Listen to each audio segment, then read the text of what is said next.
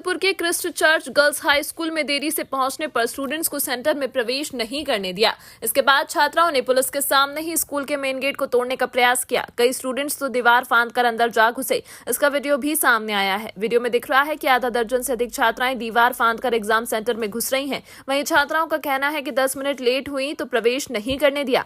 Sabour college में चल रहे इंटरमीडिएट परीक्षा में 35 ऐसे स्टूडेंट्स थे जिन्हें परीक्षा केंद्र में घुसने नहीं दिया गया। स्टूडेंट्स ने बताया कि वह समय पर पहुंचे थे, लेकिन परीक्षा केंद्र में प्रवेश नहीं करने दिया गया। अधिकारियों ने कहा कि अंदर आने की इजाजत देंगे, लेकिन रुकिए। वहीं जब टाइम ओवर हो गया तो उन्हें प्रवेश नहीं करने दिया गया। वहीं मामले की जानकारी मिलते ही सिटी एसपी मिस्टर राज परीक्षा केंद्र पर पहुंचे और परीक्षा केंद्र पर तैनात दंडाधिकारी और पुलिस जवानों को कदाचार मुक्त परीक्षा कराए जाने को लेकर कई दिशा निर्देश दिए।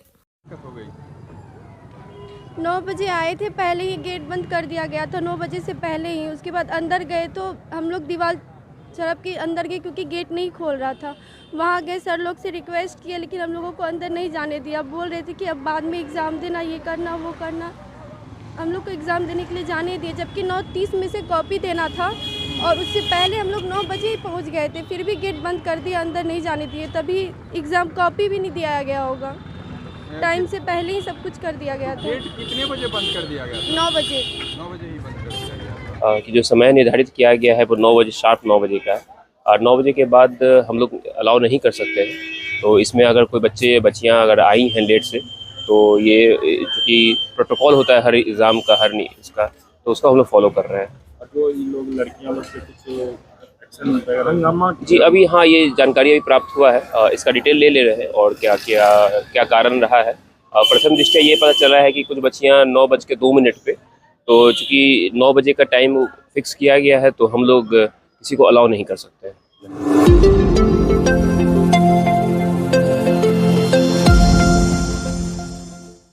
भागलपुर में गुरुवार को दिन दहाड़े एक महिला के साथ अपराधियों ने लूट की घटना को अंजाम दिया है। अपराधियों ने पहले महिला से कविता नाम की डॉक्टर का परिचय पूछा और बहला फुसलाकर उस महिला से तकरीबन 2.5 लाख रुपए के गहने लूट लिए।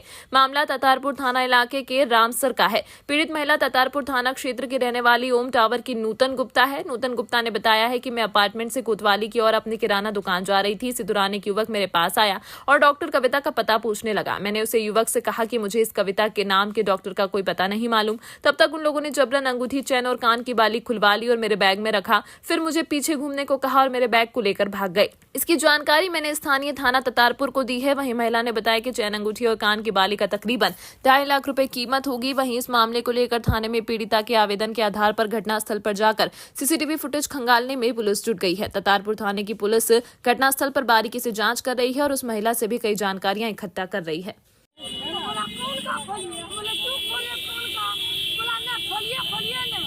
बोले आपको करना क्या, आप बोलिए तो तब ऐसे किए ना, हाथ पकड़ के उंगली ले लिया और उसके बाद फोन में कैसे हम किए ऐसे करिए तो आपको खोल लिया।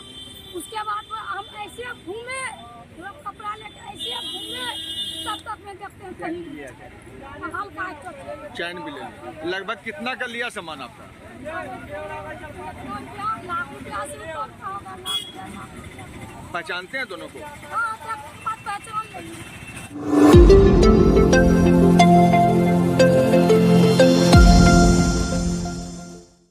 भागलपुर के मधुसूदनपुर थाना क्षेत्र के गनोरा निवासी बासुकी ठाकुर ने बेटी गुड़िया देवी की शादी 2007 में 0 माइल निवासी मनोज ठाकुर से की थी।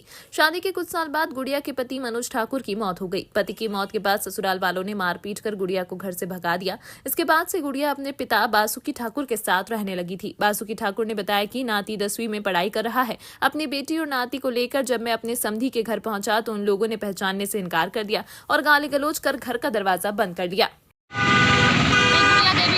मेरा यहाँ ससुराल हुआ 0 माइल में। मेरे पति का नाम है मनोज कुमार ठाकुर और ससुर का नाम है राम प्रसाद ठाकुर। वो दोनों स्वर्गवास हो चुके हैं। मेरा हस्बैंड भी डेट कर चुके हैं और ससुर जी भी डेट कर चुके हैं। पहले मैं यहाँ रहती थी और मेरे हस्बैंड जब डेट किया और ससुर जी भी डेट किया तो कुछ इन्फॉर्मेशन नहीं मिला। मेरे हस्बैंड 1 ईयर पहले मतलब डेट कर चुके थे, 1 साल हो चुका है।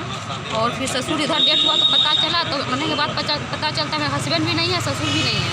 तो यहाँ पे इनकार कर रहा है हम किसी को नहीं जानते। मेरे सास, ननद, मेरा भैगना लोग का कहना है, देवर लोग का कहना, हम किसी को नहीं पहचानते। इससे पहले आप अपने मायके में थी? हाँ, मायके में थी और फिर आए हुए थे। अपना हस्बैंड जब थे समझौता मेरा DNA टेस्ट करके हस्बैंड पहले से कुछ मनमुटाव परिवार में? परिवार में नहीं, बस यही था कि मेरा बच्चा नहीं है, उनका यही कहना था।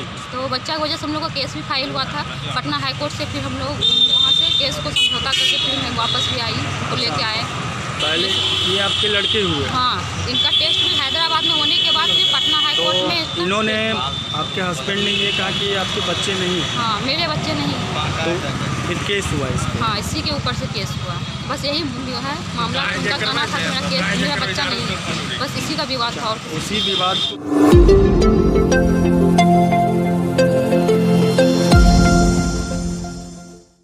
भागलपुर पहुंची स्वास्थ्य विभाग के 4 सदस्यीय केंद्रीय और राज्य की टीम ने सदर अस्पताल का निरीक्षण किया। टीम ने सदर अस्पताल के गायनी और OPD विभाग का जायजा लिया।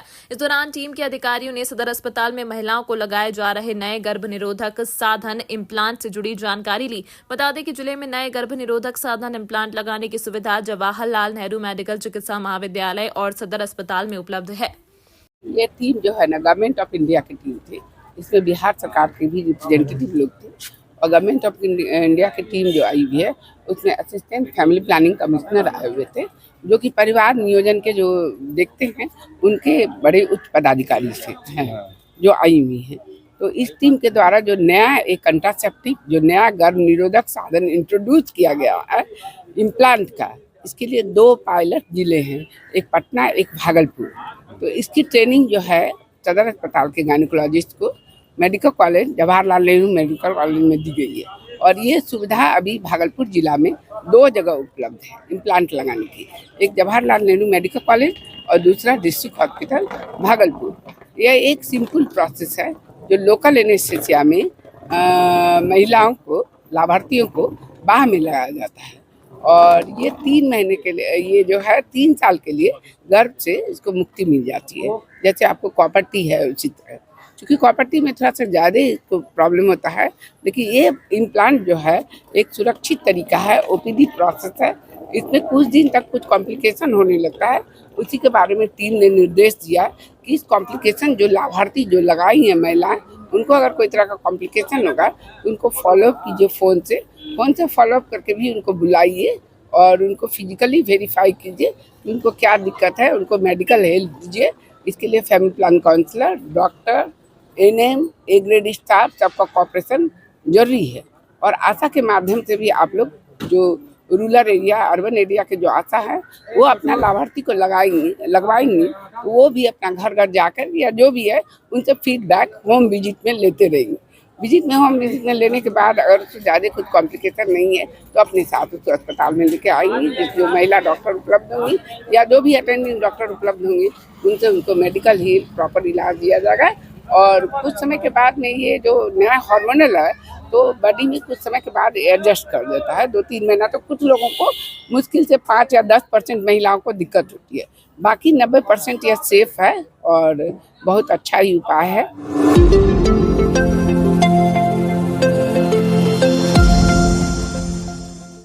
भागलपुर जिला परिवहन विभाग की ओर से चलाए जा रहे सड़क सुरक्षा माह को लेकर लगातार लोगों को जागरूक किया जा रहा है। जिला प्रशासन की ओर से चलाए जा रहे इस अभियान में अब समाज सेवियों का भी साथ मिलने लगा है। शहर की सामाजिक संस्था जीवन जागृति सोसाइटी और जिला परिवहन विभाग ने संयुक्त रूप से मिलकर रोको टोको अभियान चलाकर लोगों को जागरूक किया। इस दौरान हेलमेट लगाकर बाइक चलाने वालों को फूल देकर स्वागत किया गया। साथ ही हेलमेट लगाकर बाइक चलाने और सीट बेल्ट लगाकर 4 पहिया वाहन चलाने वालों को अपील की गई। ये अभी हम लोग का भारत सरकार के दिशा निर्देश का आलोक में जो ये माह चल रहा है, सड़क सुरक्षा माह, 15 जनवरी से 14 फरवरी तक, उसी के अंतर्गत हम लोग एक जागरूकता अभियान के तहत रोको टोको कार्यक्रम का अभियान चला रहे हैं, जिसमें हमारे NGO जीवन जागृति का भी सहयोग मिल रहा है और आप लोगों का तो सहयोग मिल ही रहा है। मूल उद्देश्य है कि लोगों के बीच में जो सड़क सुरक्षा के प्रति जागरूक करें और उनको सीट बेल्ट वगैरह, हेलमेट वगैरह, यातायात नियमों का पूर्ण रूप में पालन करें ताकि सड़क दुर्घटनाएं कम हो और हम मौत से बच सकें, दुर्घटना। गुलाब देकर के हम लोगों ने एक मैसेज देने का प्रयास किया है उन लोगों को कि सड़क सुरक्षा के संबंध में आप लोग जागरूक हों और अपना जीवन बचाएँ। आज का कार्यक्रम जिला परिवहन विभाग के अंतर्गत जो सड़क सुरक्षा माह चल रहा है, 15 जनवरी से लेकर के 14 फरवरी तक का ये माह है, जिसमें कि सड़क सुरक्षा को लेकर के जागरूकता अभियान हर रोज़ चलाया जा रहा है।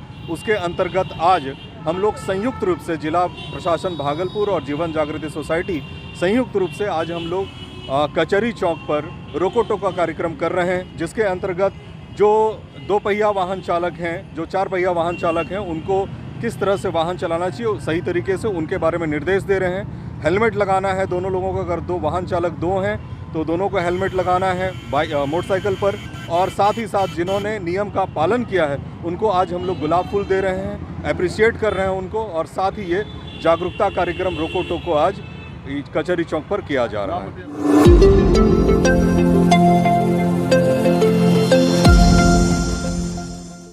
केंद्रीय वित्त मंत्री निर्मला सीतारमण ने आज अंतरिम बजट पेश किया। इस बजट में निर्मला सीतारमण ने कई बड़ी घोषणाएं की।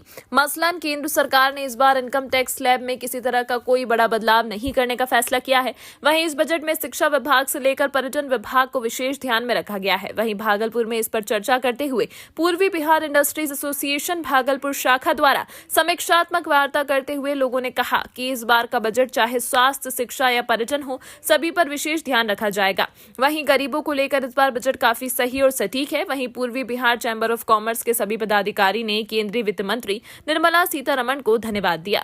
बजट था तो हम लोगों को भी बहुत ज़्यादा इससे कोई उम्मीद नहीं थी, क्योंकि अभी तो ये चुनाव का समय है। जो बजट आया कुल मिलाकर के सभी वर्ग के लिए कुछ न कुछ वित्त मंत्री जी ने करने का प्रयास किया है। स्वास्थ्य पर उनका ध्यान है, शिक्षा पर भी ध्यान है, पर्यटन विकास के लिए उन्होंने काफ़ी जोर दिया है, और सबसे बड़ी बात है कि इंफ्रास्ट्रक्चर ग्रोथ के लिए वो काफ़ी ध्यान दे रही हैं। लॉजिस्टिक्स के लिए और जो डेडिकेटेड फ्रेट कॉरिडोर है, ये सब चीज़ पर काफ़ी ध्यान है, जो कि आगे आने वाले समय में उसका काफ़ी लाभ देश को मिलेगा।